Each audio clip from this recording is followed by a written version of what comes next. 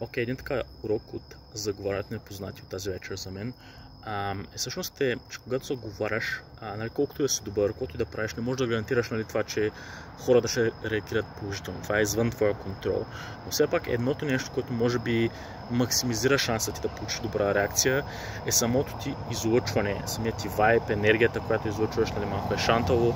Това е основното нещо, което ще максимизира шансовете да получиш добра реакция. Тоест ти как се чувстваш, когато заговаряш. Ще забележиш, че всъщност когато се чувстваш добре и заговориш, най-често ще получиш положителна реакция, понеже емоционалните състояния са заразни и съответно хората го усещат. И съответно, когато ти се чувстваш добре, те също се чувстват добре и съответно, нали, получаваш положителна реакция, докато когато се чувстваш гадно, искаш да получиш нещо, може би искаш ти самия да се почувстваш по-добре, искаш да получиш положителна реакция, за да се почувстваш по-добре, хората го усещат и това е мега отблъскващо и затова най-често ще получиш отрицателна реакция в този случай. Нали, кофтито е, че не можеш да го опишеш напълно с думи, нали, какво означава да си, нали, с отрицателен вайб, положителен вайб, но най-вероятно си го усещал, когато те прено сте заговаряли на улица някой бездомник, например, ти иска пари и усещаш тази паразитна енергия, нали, искам. И може да се забелязва също така, когато някой се опитва да ти даде нещо хубаво, дори нещо съвсем малко, примерно като, нали, положително, не е пълно усмивка, нещо такова. Усещаш тази различна енергия, която е, нали, човек, който дава, т.е. споделя, нали, дава, допринася положителни емоции, най-просто казвам, и забелязваш, че се чувстваш по различни начини. И когато те заговори някой бездомник, който се опитва да граби нещо от теб, инстинктивната ти реакция е, не искам да съм около тази енергия, докато ако те заговори някой, който ти дава, се чувстваш добре и съответно си по-склонен да реагираш положително. И това е ключа всъщност, когато заговаряш, особено на места, къде дискотеки, където хората се излизат да се забавляват. Ключът е ти да допринасяш към общия положителен вайб. Затова аз още преди да започна да заговарям, всъщност основната ми цел в началото дори не е, нали, трябва да заговарям. Първата ми цел всъщност е да се отпусна, да се почувствам добре в собствената си кожа, още преди да започна да заговарям. И когато се чувствам добре и след това, нали, започна да заговарям, вече излучвам този положителен вайб и съответно, нали, увеличавам шанса хората, които заговарям, да реагират положително. Нали, много често срещам, нали, някои хора, които всъщност не излизат да заговарят много или не се учат много от грешките си, изпитват някакъв страх, че примерно ще заговорят някой човек и след това ще им се смеят или някой ще ги набие или нещо такова.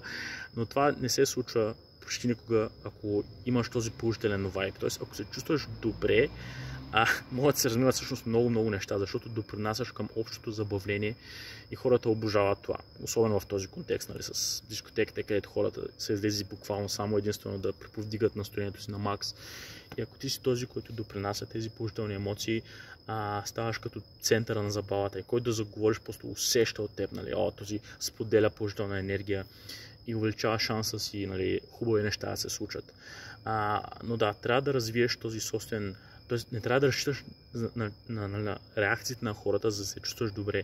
Трябва да измислиш някакъв начин да се чувстваш добре, дори някой да не реагира отрицателно, дори някой да не реагира положително, дори даже да не си заговорил никой. Трябва да имаш начини, по които да се чувстваш добре още преди това, защото това е основното нещо, което привлича хората. Не, нали, как изглеждаш или колко си богат.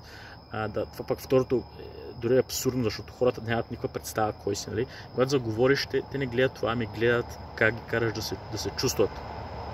Затова аз, примерно, като отида, нали, дискотеката, първата ми цел е как да се отпусна, примерно да танцувам, да викам, нали, просто да отпусна гласа си, да се почувствам добре в тялото си и след това, като заговоря, вече имам този положителен вайб и резултатите стават много положителни. Така че, да, имайте преди това. Това е вайба. Но да, както споменах, не можеш да го опишеш с думи, можеш само да го изпиташ на емоционално ниво, когато се случва, но забележи просто, че когато се чувстваш добре, с колкото и да заговориш, може да заговориш нещо малумно, но просто защото се чувстваш добре, се усеща по езикът на тялото ти, нали, в зрителния ти контакт, в това как стоиш спокойно, нали, просто се чувстваш добре и хората обожават това. Докато когато си, нали, в кофти настроение и се опитваш да получиш положителна реакция, някакво, нали, усеща се просто в нервният ти зрителен контакт, в това как не можеш да спиш спокойно, нали, просто искаш нещо да се случи и това е мега отблъскващо. Така че това е основният фактор. Когато заговаряш, фокусирай се върху това да си видиш положителен вайб, без да разчиташ на външните реакции и най-вероятно ще се случват хубави неща. Да, един последен хак, това е всъщност ключово нещо, когато заговаряш. Не гледай как се реагирали хората, ами след всяко заговаряне, без значение как се реагирали, си дай подкрепа, защото си имал смелостта да го направиш. И това всъщност не е просто някакъв сляп оптимизъм, има практическо приложение и практическото приложение всъщност, практическата полза всъщност е, че като си казваш, yes, направи го, това какво прави, приповдига настроението, така, чувстваш се по-добре, т.е. доближаваш се до изграждането на този положителен вайб.